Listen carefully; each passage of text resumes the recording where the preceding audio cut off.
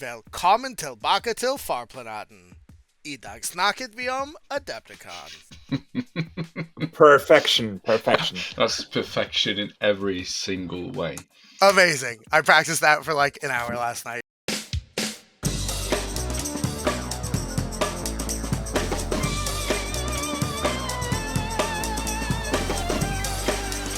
So now we can do this entire thing in Norwegian, right? Yeah, no, that's definitely something that I'm ready to do. This is going to be great. Yeah, I don't know about that, but yeah. Welcome, Geir, Ole. Thank you so much for coming. It's super great to have you. These guys are some of the Norwegian Malifaux players that I've been running into, at least in Ole's case, at Adepticon for a few years now, and I've been trying to get on the channel. I did not warn them that I was going to do the intro in Norwegian, and hopefully I didn't butcher it too badly. Yeah. As you obviously heard from the intro, we're talking about Adepticon, and you know, hopefully the Norwegian English subtitles work. But you know, welcome to the Danger Planet. How was the trip in from Norway? Well, we had a pretty good trip. Yeah, no major bumps. A little late home. That was fine. Yeah, fantastic. Yeah, same sort of story. I assume you guys were. I had a horrible trip. I had to sit next to him all flight. The worst. Sadly. Yeah. So I met these two at Adepticon. Really, I met Ole a million years ago at Adepticon, at the very first Adepticon post COVID, I think. Because you've been coming to Adepticon for a while. Did you ever come before COVID, or was COVID your first time? COVID was my second time. First time I came was in 2019, and Wow. I tried to go in 2020, but you know how that went. I tried to go in 2020 as well. I hadn't yet gotten back into Malifaux for 2020, so I was actually slated to come judge at an event for a card game, and had booked my flight and everything. So that was less fun. I'd love for the internet to get to know you guys as well as I did this weekend, because you guys were like some of the fun people to talk to or complain about something fascism something cough. Future branding cut this.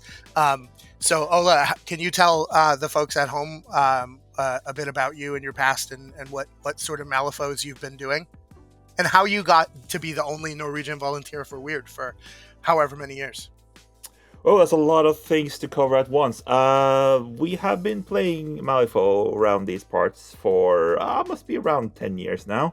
Ooh. I got into it because I, in an adult age, got into miniature painting, like seriously, because you could see a lot of videos, talk to a lot of people and stuff on the internet, and Adepticon was like the premier convention for miniature painting, where you could meet all the artists and participate in the big contests. When I went in 2019, still had Crystal Brush. Oh, yeah, So, before Games Workshop violently took over and ejected all non-Games Workshop miniatures from painting competitions. Yeah, that's one way to put it. I like to see that Cool Minionauts took their ball and went home because they brought Crystal Brush to their own con, which we never heard of again. I think it disappeared with COVID. I don't know. Well, I will say that getting into miniature painting as an adult seemed to work out. I think you are currently undefeated in current Malifaux Adepticon painting competitions. I think you've won all of them that I've ever been involved. And I'm not saying I'm biased or anything, just to be clear. Oles, I'll put up... Actually, we'll see if I have a photo, if I can dig out a photo of your Von Schuck crew from last year, or if you want to send me one. But I'll put up your Molly photo right now from this year that won. That Wyrd also put up in their Wyrd Weekly. I think there should be one around, maybe not taken by me, because I don't like to take pictures of my miniatures, so you won't find as many as you might want. Yeah, fair enough. So you've been playing Malifaux for a decade. You wanted to come to the painting competition. Is there no like bigger mini painting competition somewhere that would be less expensive to travel to? Probably is. There's stuff in Salute, and you could just go to Squidmar's house. Italy. I'm pretty sure, right? Probably. I don't know where it is, other than in Sweden. Yeah. No, well, but Sweden is famously very small, so. Yeah, I probably could track him down. How many Emil could there be in Sweden, right? Yeah, who can say? Got to be at least 5. But so that's how you got to Adepticon for the first time. And do you? So I've known you mostly as a Reser player. Have you played many other things, or do you mostly just play Resers?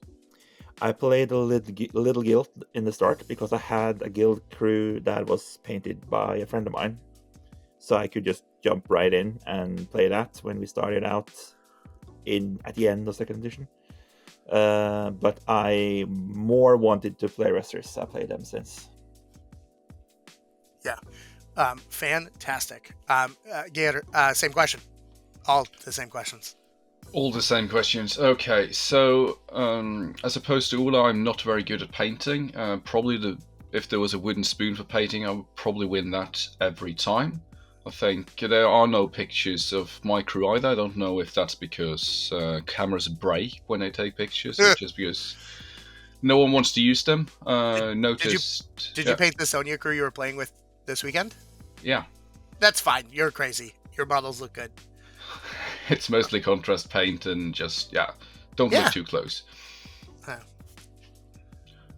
So yeah, and of course I hadn't been to Adepticon before, but Ola suggested we took the trip, and yeah, that was fun. I'm playing Malifaux for around 8 years, I think. Started with Guild, had bought some Arcanist Explorers and some Neverborn. Almost never played them, sold most of them, only have Guild now. Oh, gotcha. Okay, well, I mean, that's, I think, objectively the incorrect choice. Neverborn are the best, and I'm deeply personally offended.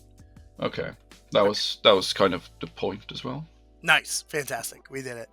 So Guild. It sounds like Guild was the right choice. And so if Ola is the reason that you came to Adepticon, had you heard about it before, or was it just from Ola coming and being interested, or? I heard about it, and I think, and this is something I talked to Ola about as well, the fact that one of the things I find that's truly great about the US is that everything is big. I mean, the venue was incredibly large, and I think if you would have something like this in Norway, for example, there would be like 200, 250 people there. Not 10,000.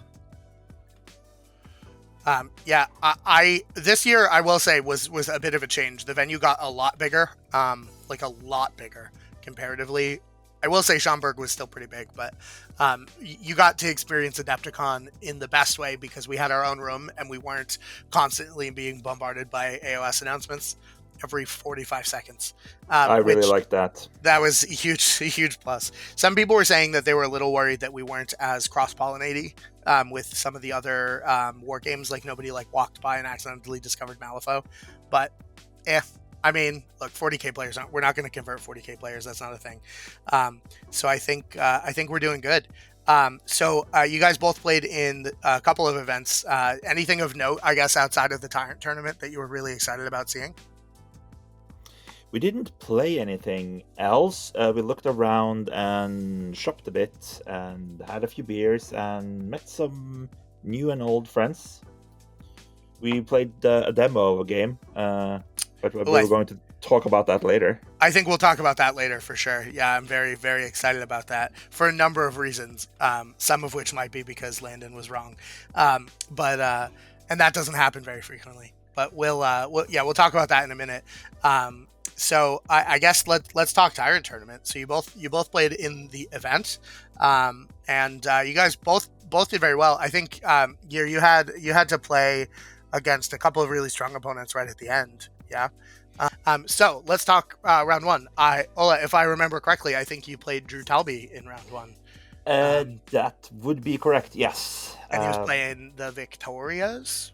He was playing the Victorias, and they also had Leviticus tagging along. As a second master? That's exciting. Yeah, and in Europe, we don't play dual masters, so I kind of panicked when I saw that. Yeah. But Seamus is super strong, so it went well. Yeah. Managed to carve out a victory there. Yeah, it looks like you got it 7-4. Yeah, I will say Second Master is definitely a worry in certain circumstances, and I've heard frequently that none of the European metas do Second Masters ever. But That's correct.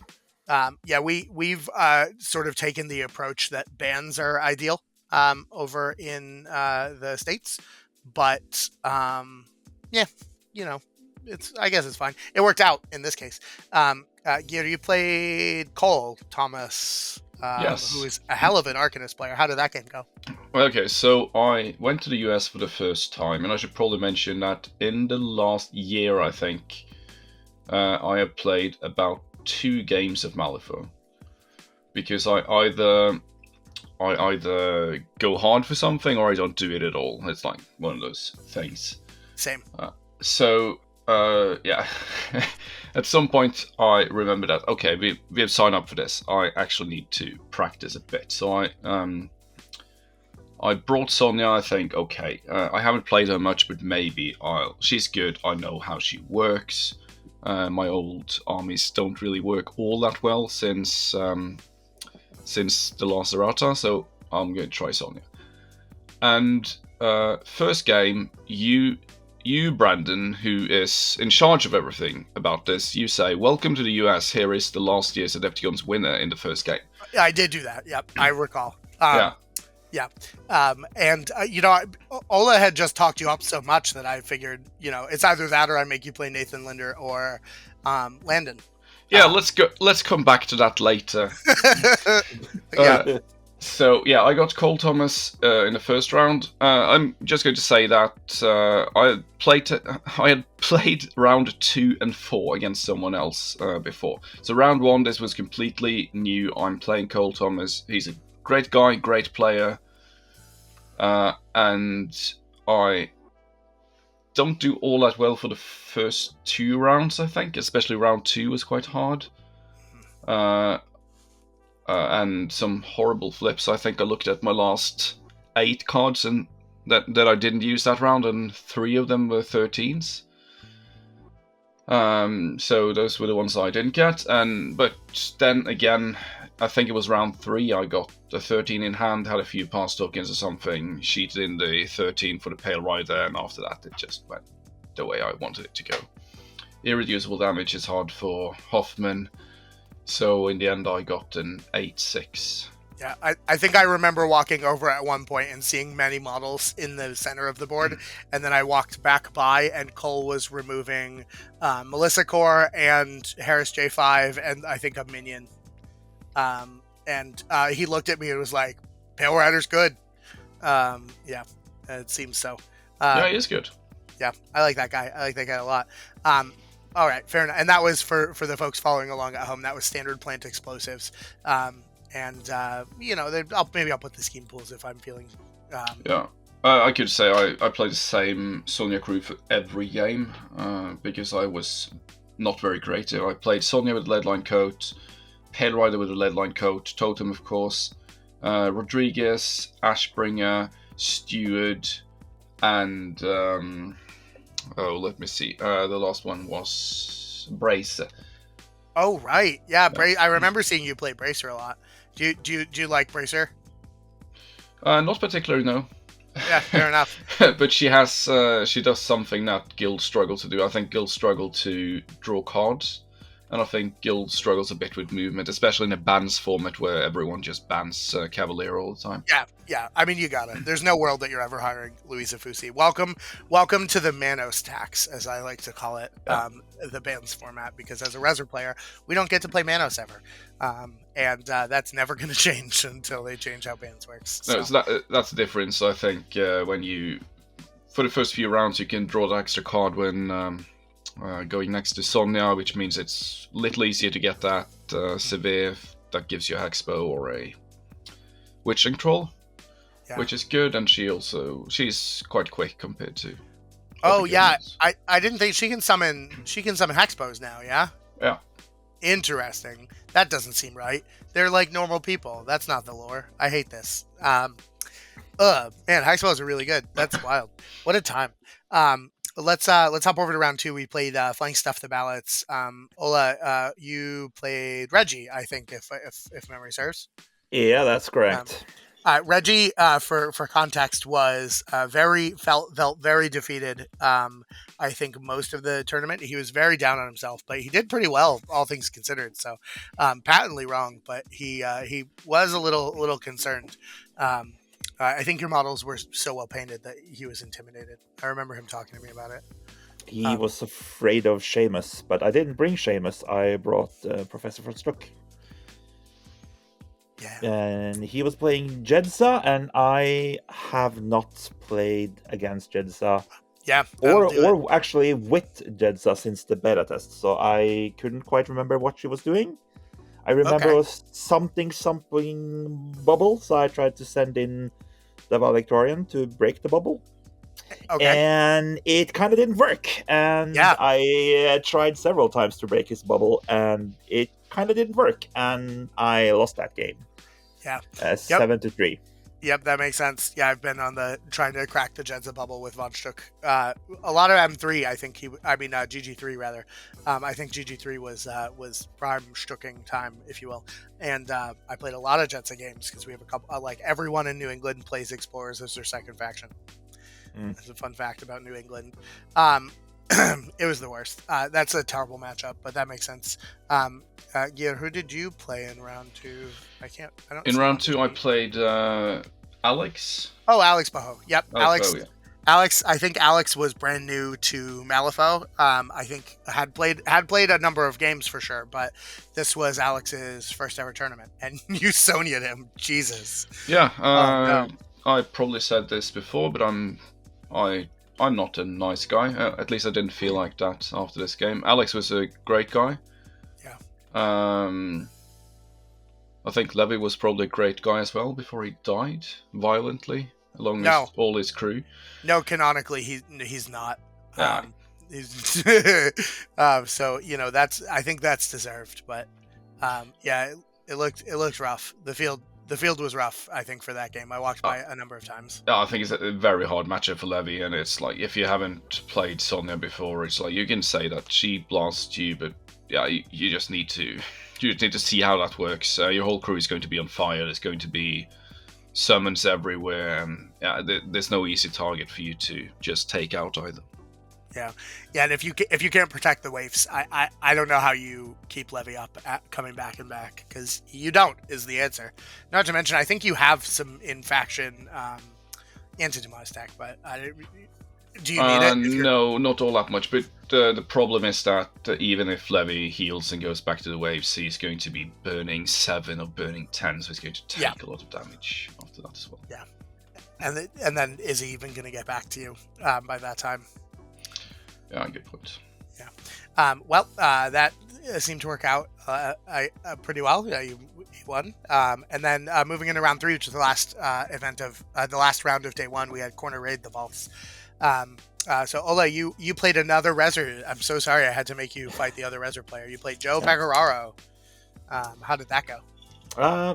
Better. I play a lot of Reser on Reser violence, actually. It's not too uncommon since one of the more active players in our meta also plays Resers. So I did know fairly well what Riva was capable of. Yeah, Joe. For context, Joe had called me about a week before, because he always calls me if he's coming to my tournaments, and he's like, "What? How do you feel about Reva?" I'm thinking I'm going to solo Reva all 5 rounds, and I was like, "That's a choice." That's a choice. That is certainly a choice, I will say. And he did, to his credit. I think he tried to convince. His round 4 opponent to play. Which is John Goulbourne, which we won't talk about because he's not here. But it was a Malifaux tournament. John Goulbourne was there. You guys know the bit. If you guys don't, if Ole and Geir, you don't know the bit. John Goulbourne registers for every tournament that happens anywhere within the Milky Way galaxy. So, and he shows up to most of them. So it's kind of a bit we do where if John Goulbourne isn't there, it's not a real Malifaux tournament. Let me know when he shows up to his first tournament in Norway. We will. That's the joke. Yeah. Yeah. So how did your game go? Did you just knew how to counter Reva and then didn't? I didn't have the tools to really counter her, but Forstuk is capable of dishing out a lot of beatings, and I can remove a little burning here and there, and it was hard to wear him down, but Yeah. managed to scrape out the victory. I think Joe did pretty well. It wasn't easy by any means. Yeah. I think if I remember, you guys, did you end on turn 3 or turn 4? Somewhere around there. Yeah, 3.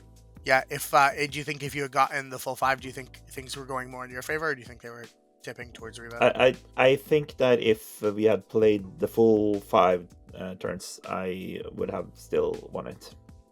Yeah, I think with you're just so fast and hard and hard to put the damage on. I think that's fair.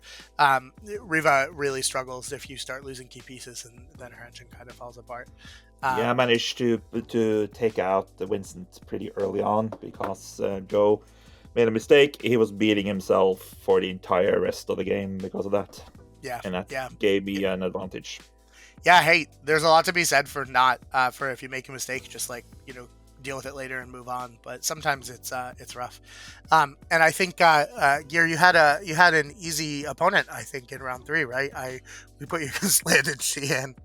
Yeah, and as I said, I had practiced round 2 and 4. So in the first round, I got the last Adepticon master. In the third round, I got Landon Sheehan. I almost never played against 10 Thunders against a good player, and I hadn't played that round before. I think Landon made a mistake in round 1 when he went aggressive for my totem with his 4-winds golem, and I managed to kill the golem top of turn 2.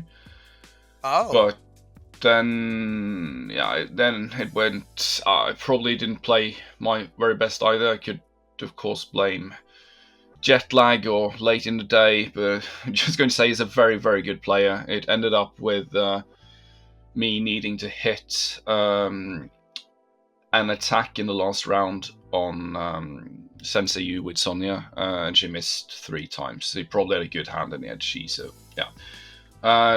That meant he won 6-5. Probably should have been able to squeak out a draw there, or just doing some better scheme choices. But yeah, bothers me a bit. But he was a really, really great player, and he deserved that win, I think. Yeah, I think that it's possible. Obviously, we ended up seeing Nathan won, but between Nathan and Landon, I think they're probably the 2 best players in the United States. I like to tell people, especially new players, that they're not actually people; they're robots that were designed to play Malifaux sent from the future. And until someone proves me wrong, I'm going to keep saying it because. That's how we roll. All right, so we had a brief break. We didn't do some crazy karaoke event, which much to my dismay, but there was fully not time at Adepticon. I was stuck in that room 14 hours a day for the whole weekend because it was just Chris and I running events, and we had. And you only brought 1 pair of shoes as well, didn't you? I did, yeah. I had. I'll put a picture of I have a picture that I texted Kelly telling her from Wyrd, telling her what I was gonna wear. But I'll put that up on the screen now, which is a picture of my glitter Crocs. I got a new pair of glitter Crocs, and they were slicing the hell out of my legs the whole weekend. Not the inside; my feet were fine, but the every time I would rest it up against my leg or cross my legs while I was sitting, I would slice the crap out of my leg because the glitter was too sharp. So. Buyer beware. Don't buy glitter Crocs and wear them for the first time to a 4-day event. That's a very specific warning. Yeah, other than that, no complaints. And it specifically is just the glitter Crocs. It was a decision. But yeah, I usually only wear glitter Crocs. I only wear Crocs to events. It's kind of my brand. But okay, Ole, talk to me. Round 4. Who'd you play? In round 4, I played against Trisha Waddell, or Waddell, or however she pronounces her name. I think it's Waddell. Waddell? I think the important part is Trisha. Yeah. It's Trisha. Yeah, she brought Nekema 2, which I knew a little about. I insisted on playing Molly, since I had played her in a league locally lately, and found out she was really good in masks. However, it turned out that Nakima completely outmatched Molly. I had incredibly bad draws, and Trisar is quite a good player, so I was crushed. Yeah. Yeah, I feel like some of the marker removal Molly brings might be a little helpful, but yeah, the Black Blood. Did you find Black Blood being a huge issue? Black Blood was a problem. The fact that she grows so many extra soulstones or bigger models through her grow mechanism was a problem. I couldn't compete with that. Yeah. My Marshal could summon a few bats for me, but they just weren't any match for mature Nephilims. Are you a Forgotten Marshal aficionado? Yeah, I like him. I violently am opposed. I hate the model. I've never hired him. I've talked a lot with people about it, and everyone else who plays Molly on the reg usually is a big fan, and I just don't like him at all. Interesting. He needs to bring Whisper, or he doesn't do anything at all. Well, yeah. Here's the thing: if I want a 9-stone model and I've not already hired Archie and Manos or whoever else I'm hiring, then sure. But I don't know. I guess I've never played him with the Whisper, and it's terrible. Yeah, that is terrible. That's a waste of soulstones. Don't do that. If I recall, you played Reggie, yes. Ola's earlier round opponent. How did that game go? I think was he still on Cooper? Yeah, he chose Cooper for this game, which probably wasn't the best choice. But I think he is this is game 4, I'm tired. Jedsa is hard, Arnia is hard, Cooper is easy, and yeah, I can't fault him for that. Yeah. I think he made a few mistakes when he went aggressively after Sonya, because Sonya has lead line coat defense 6, built-in defense trigger to set you on fire, and shielded 2. And I had 8 stones in every game.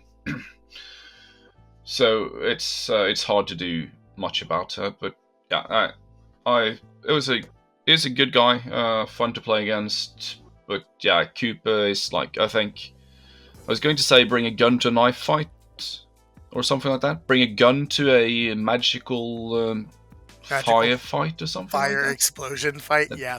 Didn't sound as good as I wanted it to, but okay. Yeah, no, I get where you're going. It's a good metaphor, which is, I don't know if you guys have a similar metaphor in Norwegian, but that's. Do you have a similar metaphor in Norwegian, bringing a gun to a knife fight? It's probably bring a knife to a gunfight, but I think Cooper probably brings the guns. I think that's true. Yeah, you're not wrong. Anywho, if you want to come back on and do a couple hours on Norwegian metaphor, I'd love to. Norwegian idioms. Yeah, we can do a few hours on Norwegian idioms. Amazing. Let's go. I love that kind of stuff. That's my favorite. But then we were cramped for time. We had to cut lunch a little short, and it was the 5th round of the event.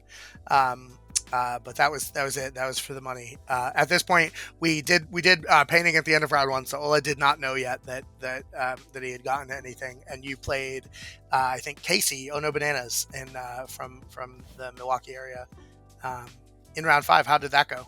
It was a close game. That was a close game. He brought I was about to say Mechamon, but Matucket 2. Yeah, Mechamima, I think is what Mechamima, yeah. Official title is. Not Mecha Streisand. It's kinda. I was back with my good friend Professor von Stuch. Yeah. It was a very strange game. I felt that I was in charge most of the time. But the haberdashers were everywhere. The Bayou Gremlins and friends could all do shenanigans and run away and put down ski markers and put down pit traps and all that stuff. And Gaze is able to score 7 points, but I brutalized him with the Fonstuck and managed 8. So yeah, it was a fun game. A lot of stuff going on. It felt like we played very different games there. I murdered most of his models, and he didn't kill a single one of mine. Yeah, and yet managed to do 7 points. Yeah, that's wild. I feel like a little bit of different scheme choice, and he might have gotten you. Did he drop the strat point? He must have, yeah, with all the summons. Yeah, he dropped all 5, in fact, and I was wondering if I should try to pick a couple of them up, but I didn't have the activations for it, and I worried that he would just put down so many skill markers that I couldn't score in information overflow. So I just had to spend my activations dropping ski markers instead. Yeah, makes sense. Yeah, and this was flank playing explosives. I think the last round I forgot to mention was it was the corner. Oh, sorry, Wedge, Cloak and Dagger. That was the Cloak and Dagger round. So this round we were playing explosives for the second time, and you. So did he get? So he got all 4 of his strat points, and then he missed out on one of his schemes. Yeah, he missed out on the first points of deathbeds because he wasn't able to kill anything. Oh yeah, sure, that makes sense. Yeah, but he did get both on protected territory. So did I, and I got both on information overload. Yeah, I feel like Matuka, especially too, but with Jebediah is really good at information overload and probably would have scored that if you picked it. But sometimes it's the fights you don't pick. Something. I don't know. That sounded more prophetic in my head, but it wasn't as good when it came out. Future Brandon cut this, which means, of course, I will leave it in, as is custom. Geir, you played. Oh Jesus, you did play them all, didn't you? I'm so sorry. You played Nathan Linder in round 5. How did that go? You remember how I said I played? I'd played game 2 and 4 before I left. Yeah. So in round 1 that I hadn't played, I got Cole. In round 3 that I hadn't played, I got Landon. And in round 5 that I hadn't played, I got Nathan Linder. Yeah. So I don't think a single player in the entire tournament had a harder lineup than you. No. And there should have been a medal for that. If you have to play both Nathan Linder and Landon, Cole included, really, like you should get a special medal. I'll talk to Wyrd and see if they'll post it to you. So this time okay, so Skin Pool was quite hard for me, I think. I don't think I can ever get into the Jetsa bubble, and I needed to get Deliver a Message and Protected Territory, I think it is. Yeah. Yep. But at some point, I think in the last 3 rounds, I think it was, I managed to draw a total of 36 cards into hand with Bracer Draw, with Arcane Reservoir and the trigger on Sonya's ability, and the highest card I got from all of those was a 9. Oof. So my summon stopped. Sonya was hit twice by the Grave Goo for Red Joker damage during the game. Oh my god. With that 2-3-6 damage track, doesn't feel very good.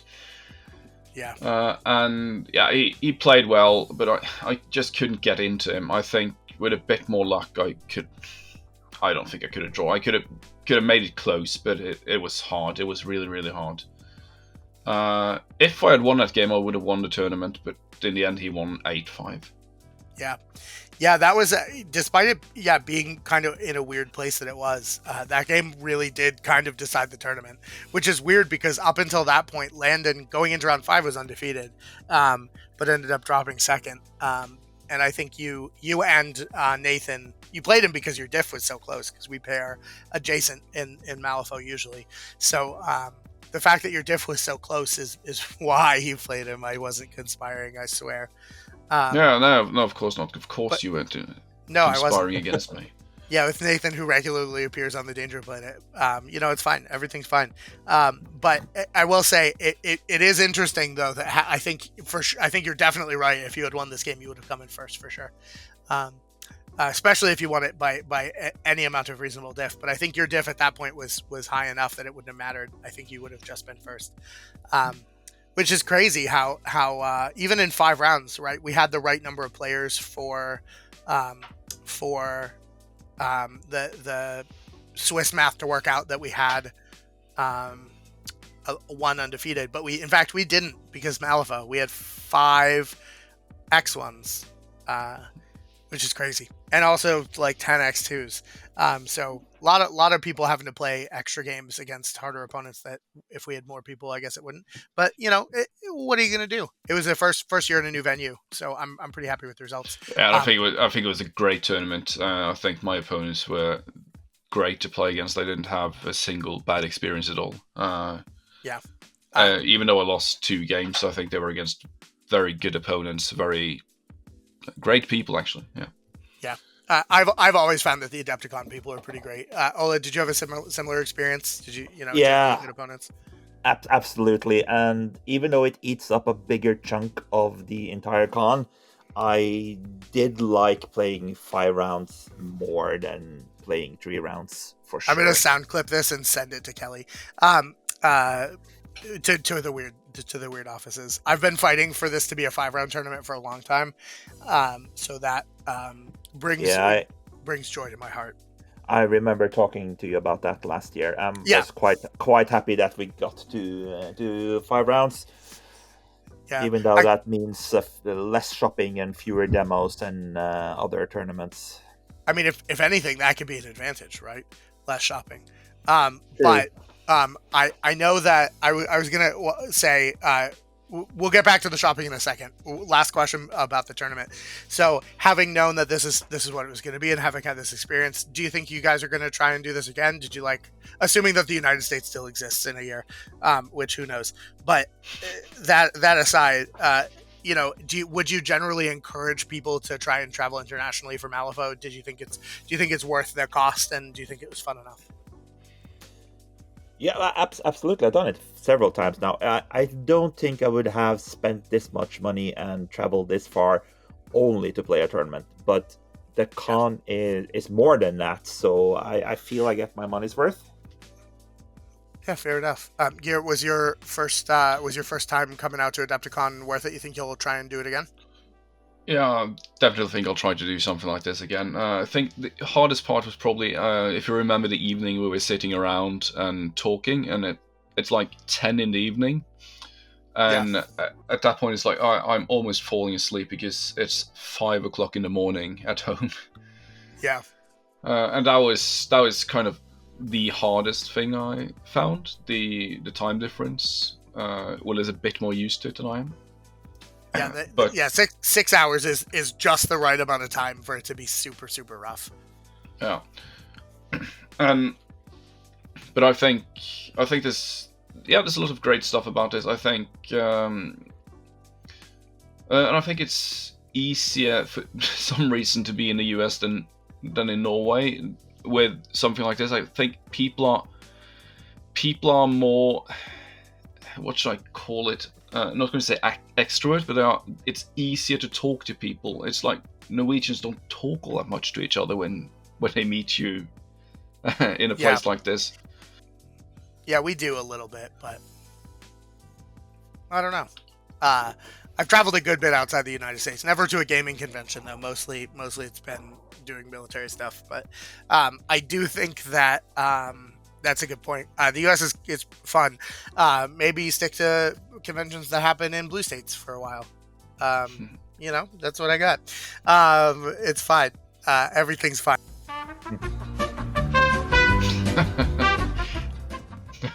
All right, well, the most important point, and I think the reason that you all tuned into this video, not just for the Adepticon recap, but at some point you guys mentioned you got a demo. What was that demo of? Okay, so just realized that I think it was Loot Studios had a demo of a game called Maladiction that has been on GameFound for a while. Mm-hmm. And it plays like a hybrid of a skirmish, war game, and Magic the Gathering, I think. Where you kind of build your deck with monsters, creatures, and spells, and then you play those creatures out as miniatures on the board, and you have a leader as well. And yeah, game comes with standees and the files to 3D print your own models if you want to. And it was quite cheap. Terrain looked good, models looked good. Actually really liked playing the demo, and then we came to talk to you about how fun we thought it was. Yeah. I have been following this game for a long time, actually. I almost backed it, but I didn't have anyone that 3D prints. So I was kind of hesitant. But the game looks very cool. And if I recall, I remember an anecdote that the developers who were doing the playtesting said that there was only one person basically that didn't like it. So when we came to talk to you, Landon was there as well, and he said that he hated the game. After that, we went back into that room, and I talked to the designer of the game, Daniel Petterson, I think his name is, for like 30 minutes. Super fun. Yeah, he correct. talked a lot about how he wanted to design the game. He talked about what we thought, and yeah, okay, that and he was like, yeah, he wanted to hear what we thought and wanted to hear our ideas and stuff like that. And I asked him, have you got a lot of positive feedback so far? And it's like, yeah, there's one person, a Song of Ice and Fire player, who said he didn't like the game. That was the only one so far. That's amazing. Yeah, Landon played in the Song of Ice and Fire tournament the day that he went to go do the demo, and I'm so glad that he said a Song of Ice and Fire player and not a Malifaux player. But it had to have been him. I mean, we can't verify for sure unless we did a lineup, which I'll put at the end of this video, because we flew the designers and landed into Boston to do like a perp walk type thing. That's not true. I wish it was. I wish we had the budget, but like the game generally looks cool. I assume you guys, having like maybe like gotten off the plane 5 minutes ago, just haven't managed to play yet. Yeah. We played 3 games while we were in the US. We have not played again after returning. It's you mentioned sort of CCG and miniature hybrid, which is really cool, and I think appeals to a lot of folks, especially a lot of folks who play Malifaux. Have you? Do you think you'd recommend the game for people to pick up? I think so. Absolutely. It's quite cheap. It's like $50 for the core box, which gives you everything you need to play against another player with the standees. So if you don't like it, you could probably just, I'm going to say sell it, but you could probably just throw it in the trash without having spent too much money. Yeah, fair enough. It has a bit of the Christmas Day factor. You can just get the game box and open it up and start playing right away because you have everything you need inside it. And I can't think of any other miniature game that has that. Yeah. Everything else, you have to buy more stuff or assemble your minis or something like that. Or read a lot of the rules. The rules are relatively simple. Yeah. Yeah, I think because one of the things that they do particularly is they give you a board or like a marker for board edges, right? It's not an actual board, but there are rules for including terrain based on what factions you choose, and those terrain pieces are also in the box, right? They have flat pack pieces of terrain that have like flushed out terrain rules, and then standees for every model that you could hire, or have in your deck to play later. They come with, but you can 3D print the terrain as well, and it looks great. Yeah, walking by their booth in the expo hall for all 5 seconds that I got to spend in the expo hall over the weekend, their terrain is ridiculously cool. It's like everything's like bleeding or has like etheric energy pouring out of it, and it's very cool. And how would you describe the theme? I mean, you guys have probably seen it more up close than me. It's like kind of post-apocalyptic high fantasy. Yeah, that sounds about right. Yeah. Yeah, it's a really neat vibe, and if you're into Malifaux and it's sort of some of its grimdark aspects, then you should look at this, because this is like grimdark fantasy for sure. Also, the world was written by Tracy Hickman, right? Which is totally a thing. I think they need to probably hype that up a bit more. Yeah, they should, because you have to look for it to notice it. Yeah, I almost forgot to mention it, but yeah. So the world lore and everything's written by Tracy Hickman, who did Dragonlance. They also mentioned that they got the same artists or something. Maybe it was at least the same people who produced the cards as in Magic the Gathering. So the cards look great as well. Yeah. Oh yeah, like the graphic designer. You mean like the card art people? I think they have a lot of card art people for MTG, so I'm not really sure, but at least they have the same people producing them. They look a lot like Magic cards as well. Yeah, they do. Yeah, I'll put some. Hopefully I'll clip some Maladiction stuff and put it up on the screen. I think that people would be interested in seeing that for sure. And I think that kind of wraps up pretty much everything that I wanted to talk about. Do you guys have anything cool going on like soon, or do you guys know when you'll be at events, U.S. or otherwise? Anything going on in Norway soon that you might want people to know about for all three of our Norwegian listeners that hopefully include the two of you? Do you want to do the shout outs? I can do a little shout out. We haven't planned going anywhere else in the foreseeable future, but we are planning an event here in Trondheim. We are running a Norway Open Championship for Malifaux on May 24th and 25th. Ooh. So it'll be 5 rounds of Malifaux over the weekend. And we have, for our location, pretty good sign-up rate. I posted it in the Wyrd place earlier today, the day we were recording this. And then we had 10 players. Now we have 12. And I'm hoping we can get a few more in. There's some local names I want to see there. Maybe some people want to travel. We'll see. It'll be a lot of fun.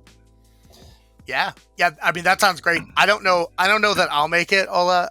Only because I'm still waiting on my passport, and quite frankly, I am going to be waiting.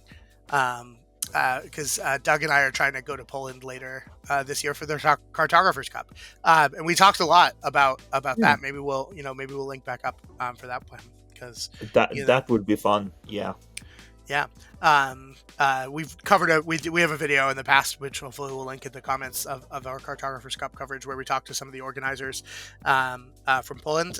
Those guys are rad. They run an amazing event, and if you're in Norway, check it out. Or I don't know, are you drivable from any other Nordic countries, or not really? I'm not. You said Trondheim? Am I crazy? Trondheim. You know how Norway looks like a guitar? Yeah. Trondheim is like nestled on the top of the body before the neck of the guitar starts. Okay. So we're not quite in the middle, but it seems to be in the middle.